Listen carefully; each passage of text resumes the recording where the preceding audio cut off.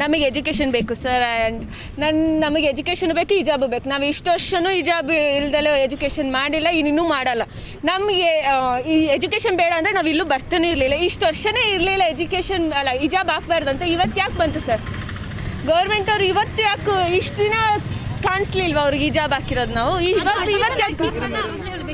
ಇವತ್ತು ಯಾಕೆ ಕಾಣಿಸ್ತಿದೆ?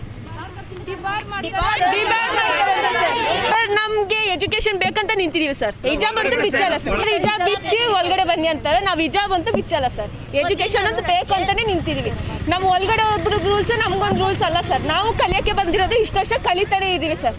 ನಮಗೆ ಹಿಜಾಬ್ ಇಲ್ದಲ್ಲ ಆಗಲ್ಲ, ಸ್ಟಡೀಸ್ ಬೇಕು ಸರ್, ಅದಕ್ಕೆ ನಿಂತೀವಿ ನಾವು ಸರ್. ನಮಗೆ ಹಿಜಾಬ್ ಪರ್ಮಿಷನ್ ಬೇಕು ಸರ್.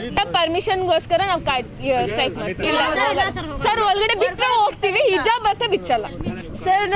ಕೋರ್ಟು ನಮ್ಮ ಇದಕ್ಕೆ ಉಲ್ಲಂಘನೆ ಕೊಟ್ಟಿದೆ, ನಮ್ದು ಇದ್ಮಾಗಲ್ವಾ ನಾವು ಸರ್. ನಮಗೂ ಎಜುಕೇಶನ್ ಬೇಕು ಸರ್. ಕೋರ್ಟ್ ಎಲ್ಲ ಮಾತು ಕೇಳೋಕ್ಕಾಗಲ್ಲ ನಾವು. ನಮಗೂ ಹಿಜಾಬ್ ಬೇಕಂತಾನೆ ನಾವು ನಿಂತಿರೋದೀಗ.